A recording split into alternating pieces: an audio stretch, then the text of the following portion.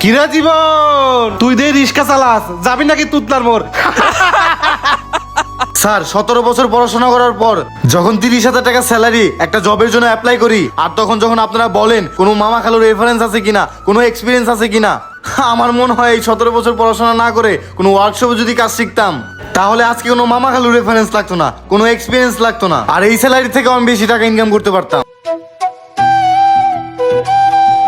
হ্যাঁ শফিক সাহেব, এক কাপ কফি দিয়ে যান। হ্যাঁ নেক্সট। স্যার এই যে সিভিটা। তা আজকে আপনার বাসায় কি রান্না বান্না হয়েছে? স্যার গুড়া মাছ। বাসায় কারেন্ট ছিল? জি স্যার ছিল। স্যার আমার পার্সোনাল লাইফ নিয়ে কোশ্চেন না করে আমি ইন্টারভিউ দিতে আসছি, আমার ইন্টারভিউটা নেন। হ্যাঁ হ্যাঁ, ইন্টারভিউ তো নেবই। তাই কোথাও চাকরি বাকরি করছেন? কোনো এক্সপিরিয়েন্স আছে? না স্যার, আগে কোথাও চাকরি বাকরি করি নাই, কোনো এক্সপিরিয়েন্স নাই। তা কোনো মামা খালুর রেফারেন্স আছে? না স্যার নাই। মামা খালুর রেফারেন্স নাই, কোনো কাজের এক্সপিরিয়েন্স নাই, তা কি নিয়ে চাকরি করতে আসছেন? সরি, মামা খালুর রেফারেন্স কোনো এক্সপিরিয়েন্স ছাড়া আমরা চাকরি দিতে পারবো না।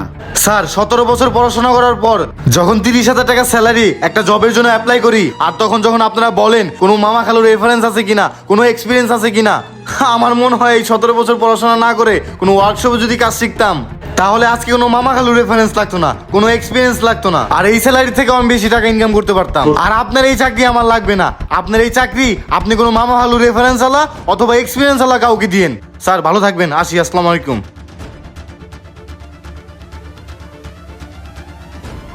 দেখ আজকালকার যুগে মামা খালু ছাড়া চাকরি হয়? আরে বন্ধু জীবন, তুই এই জায়গায়?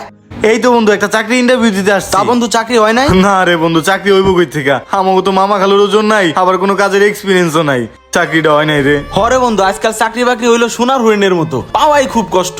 আর আমি কি কম দুঃখে রিক্সা চালাই? এই চাকরি বাকরির পিছনে ছুটতে ছুটতে আমার পায়ের জুতার তলাই ক্ষয় হয়ে গেছে, তাও একটা চাকরি পাই নাই। আচ্ছা বন্ধু, দেখি কি করা যায়। আর আমার বিকালবেলা একটা ইন্টারভিউ আছে, তুই যা তাইলে। আচ্ছা সাবধানে যাইস। আল্লাহ, এই ইন্টারভিউতে পাস হয়ে যেন চাকরিটা পাওয়া যায়। ধ্যাত, এই প্রতিষ্ঠানেও চাকরি হলো না, কি যে করি। বুঝছি, এরা মামা খালুর রেফারেন্স ছাড়া চাকরি দিব না। আর কত ইন্টারভিউ দিব, কোনো জায়গায় কোনো কিছু হইতেছে না। হ্যাঁ মা, আচ্ছা আচ্ছা, আসার সময় বাজার নিয়ে আসতেছি। বাসার বাজার নাই, দেখি মানি ব্যাগে কয় টাকা আছে। মানি ব্যাগও তো ফাঁকা। ধ্যাত, কোনো জায়গায় চাকরি পাইলাম না। ছোট বোনের পড়াশোনার খরচ, বাসার বাজার, রুম ভাড়া, কত কিছু। এখন কেমনে যে কি করি।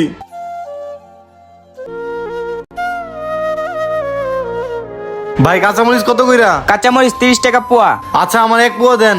আর ওই যে বেগুন দেন 1 কেজি। আর ওই যে টমেটো আছে না, টমেটো 1 কেজি দিয়ে। আচ্ছা দিতেছি ভাই, এই যে ভাই নেন। যাই বাজারগুলো বাসায় দিয়েছি, এখনো বাসার চুলার আগুনই ধরাই নাই। শালার গাড়িটা দিয়ে দূরে টিপ মারতে না মারতেই গাড়িটা নষ্ট হয়ে গেল। বন্ধু সুজন, তোর একটু কথা আছে, একটু এইদিকে আয়। আচ্ছা চল।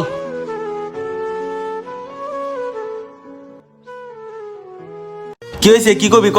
বন্ধু আমি তো মেলা জায়গায় চাকরি বাকরি খুঁজলাম, আসলে কোনো জায়গায় চাকরি বাকরি হইতেছে না। অন তোর লই কি একটা কাজের ব্যবস্থা করে দেওয়া যায়? তোর মহাজনের কইয়া একটা রিক্সা লয়ে দে না, আমিও হন্তে রিক্সা চালামু। মাস্টার্স পাস করছস, অন তুই রিক্সা চালাবি? হ বন্ধু, চাকরি বাকরি না পাইলে কি করবো? অন পেটে দেয় হইলেও তো গরম লাগবো। তুই একটা রিক্সা ম্যানেজ করে দে তোর মহাজনের কইয়া। আচ্ছা আই দেখতেছি, চল।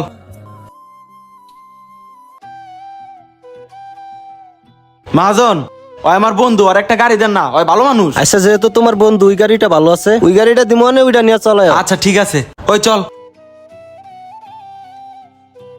এই যে এটা বয়া দেখ। আচ্ছা বইতাছি। যাক বন্ধু, গাড়ির ব্যবস্থা হয়ে গেল। আচ্ছা গাড়ির ব্যবস্থা তো হয়ে গেল। আর হন, প্রতিদিন সকাল 8টা বাজে গাড়ি নিয়ে যাবি, সন্ধ্যা 7টার মধ্যে গাড়ি এনে দিয়ে যাবি। প্রতিদিন জমা কিন্তু 250 টাকা, সেভাবে গাড়ি চালাবি। এখন চল জায়গা। আচ্ছা চল। সারা জীবন পড়ালেখা করছস, গাড়িটা একটু দেখে নেই চালাইস। হ, গাড়ি তো আমি সাবধানে চালাই, তুই দেহস না। কিরা জীবন, তুই দে রিক্সা চালাস, যাবি নাকি তুতলার মোড়? শোন বন্ধু, ওরা দুজন আমগুলোকে পড়াশোনা করছে। ওরা দুজন পড়াশোনা করে কি করছে? ওরা দুজন কই আর আমরা দুজন কই? কিরে জীবন, স্টুডেন্ট তো তুই ভালোই ছিলি, রেজাল্ট আমাদের থেকে ভালো করতি, শেষ পর্যন্ত তুই মাস্টার্স পাস করে রিক্সা চালাস। কি করবো বন্ধু ক, আমি ভালো রেজাল্ট করলে কি হইবো? আমার তো আর তোর বাপের মতো জমিদারি নাই, মামা খালুও নাই যে ঘুষ দিয়ে চাকরি নিয়ে দিব। আর মাস্টার পাস করলে কি হইব? মামা খালু আর ঘুষ ছাড়া চাকরি খুঁজতে খুঁজতে আমার পায়ের জুতার তলায় ক্ষয় করে ফেলাইছি। তোরা দুজন তো আমগো লগেই পড়ছস, আজকে আমাকে খারাপ সময় দেখে তোরা টিটকারি মারতাছস। একবার বাপের ছায়া থেকে বেরোয় দেখ, তাইলেই বুঝবি বাস্তবতা কত কঠিন। আর মিনাল, তুই জানি কি বলতি? তোরা দুজন কই আর আমরা দুজন কই? আমরা দুজন যে রিক্সা চালাইতেছি তাও নিজের যোগ্যতা রিক্সা চালাইতেছি, আর তোরা দুজন যদি প্লেনও চালাস তাও বাপের ঘুষের টাকা দিয়ে প্লেন চালাবি। যে দেশে পায়ের জুতা বিক্রি হয় শোরুমে আর বই বিক্রি হয় ফুটপাতে, সে দেশে আমাদের মতো শিক্ষিত বেকার রিক্সা চালাবে, এটা অবাস্তবের কিছুই নয়। বন্ধু শোন, ওই ঠিকই বলছে। আজকে আমরা যেখানে আছি আমাদের বাবার যোগ্যতায় আছি, আমাদের বাবার যোগ্যতা ছাড়া আমরা শূন্য। হ্যাঁ বন্ধু, তুই ঠিকই কইছস। আর বন্ধু জীবন, তোর সাথে এরকম খারাপ ব্যবহার করা আমার ঠিক হয় নাই। আর শোন, বাবা ছায়ার তলা থাকতে থাকতে বুঝতেই পারিনি যে বাস্তবতা কত কঠিন। ঠিক আছে বন্ধু, ভালো থাকিস তোরা। বন্ধু চল। আচ্ছা চল।